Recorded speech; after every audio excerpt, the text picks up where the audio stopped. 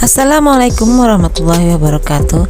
Halo anak-anakku semua, selamat berjumpa dengan Bu Nova. Di materi awal mata pelajaran IPA kelas 8 kali ini, kalian akan mempelajari tentang gerak benda dan makhluk hidup di lingkungan sekitar. Pernahkah kamu berpikir mengapa benda dapat bergerak? Apa yang menyebabkan benda dapat bergerak? Gerak seperti apa yang dilakukan oleh benda saat memperoleh gaya? Apakah lingkungan sekitar benda dapat mempengaruhi gerak benda? Agar kamu dapat memahaminya, ayo kita pelajari dulu tentang gerak dan gaya.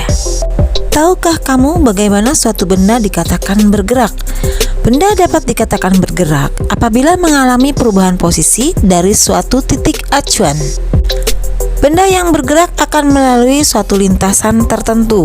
Lintasan dapat berupa lintasan yang lurus, melingkar, atau parabola, ataupun tidak beraturan. Di bagian ini, kita akan mempelajari bagaimana gerak benda pada lintasan yang lurus. Benda yang bergerak pada suatu lintasan yang lurus melibatkan waktu, jarak, dan kecepatan. Bagaimana hubungan antara jarak dengan waktu? Bagaimana hubungan antara kecepatan dengan waktu? Untuk mengetahuinya, kita perhatikan kegiatan berikut ini. Sebuah mobil mainan bergerak dengan jarak 1 meter dalam waktu 4 detik. Maka kecepatan mobil tersebut adalah...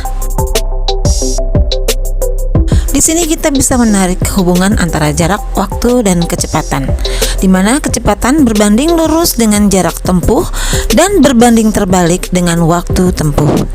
Dengan kata lain, semakin besar kecepatan, maka waktu tempuhnya akan semakin kecil.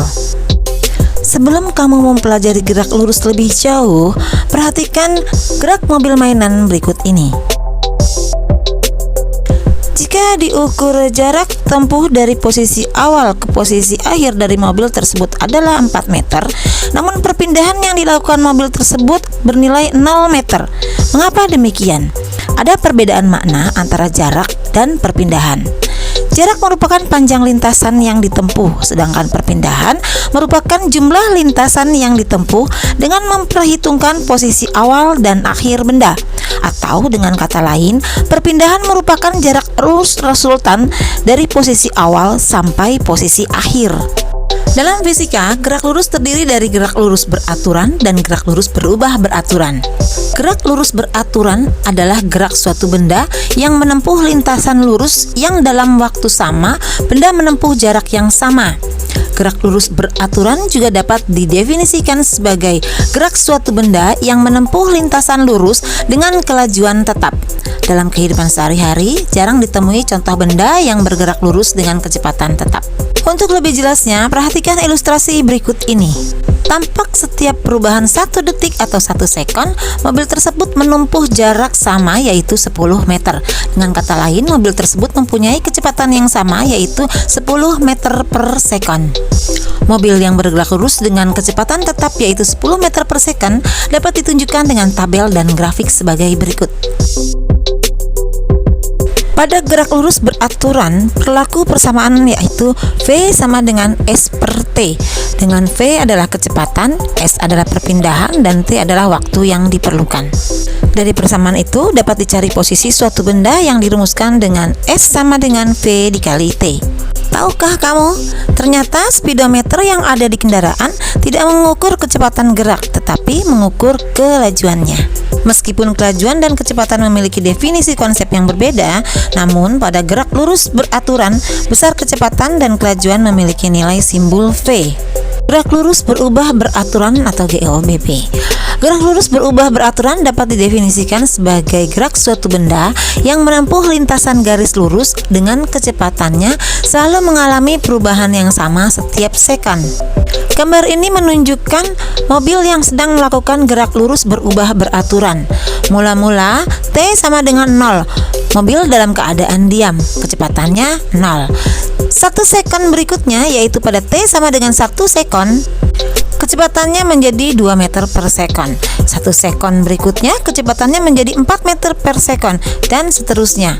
Yang artinya perubahan kecepatannya tiap sekon sebesar 2 meter per sekon, atau dikatakan mobil tersebut mengalami percepatan 2 meter per sekon kuadrat. Perubahan kecepatan tiap sekon disebut dengan percepatan, sehingga gerak lurus berubah beraturan juga dapat didefinisikan sebagai gerak benda yang menempuh lintasan lurus dengan percepatan tetap. Pada ilustrasi tersebut, grafik kecepatan dan waktu dalam gerak lurus berubah beraturan dapat digambarkan sebagai berikut. Percepatan benda tidak hanya berlaku pada kendaraan yang sedang bergerak secara horizontal, tetapi juga pada benda yang bergerak secara vertikal. Semua benda yang ada di permukaan bumi mengalami gaya gravitasi bumi. Gaya gravitasi yang dimaksud adalah gaya tarik benda oleh bumi, sehingga benda mengalami percepatan konstan, yaitu sebesar 9,8 meter per sekon kuadrat atau percepatan gravitasi. Untuk memudahkan dalam perhitungan, percepatan gravitasi bumi dibulatkan menjadi 10 meter per sekon kuadrat. Secara sistematis, percepatan dapat dirumuskan sebagai berikut. Gaya. Gaya adalah tarikan atau dorongan. Gaya dapat merubah bentuk, arah, dan kecepatan benda. Gaya dapat dibedakan menjadi gaya sentuh dan gaya tak sentuh. Gaya sentuh contohnya adalah gaya otot dan gaya gesek. Gaya otot adalah gaya yang ditimbulkan oleh koordinasi otot dengan rangka tubuh. Misalnya, seseorang hendak memanah dengan menarik mata panah ke arah belakang. Gaya gesek adalah gaya yang diakibatkan oleh adanya dua buah benda yang saling bergesekan. Gaya gesek selalu berlawanan arah dengan gaya yang diberikan pada benda. Contohnya adalah gaya gesekan antara meja dengan lantai. Meja yang didorong ke depan akan bergerak ke depan, namun pada waktu yang bersamaan, meja itu juga akan mengalami gaya gesek yang arahnya berlawanan dengan arah gerak meja. Gaya tak sentuh adalah gaya yang tidak membutuhkan sentuhan langsung dengan benda yang dikenai. Contohnya seperti saat kita mendekatkan ujung magnet batang dengan sebuah paku besi. Seketika paku besi akan tertarik dan menempel pada magnet batang. Hal tersebut disebabkan oleh adanya pengaruh gaya magnet yang ditimbulkan magnet batang.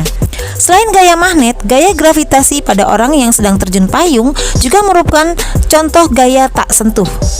Lebih lanjut tentang gaya dan interaksinya terhadap gerak benda, kita akan membahasnya pada video berikut, yaitu tentang hukum Newton.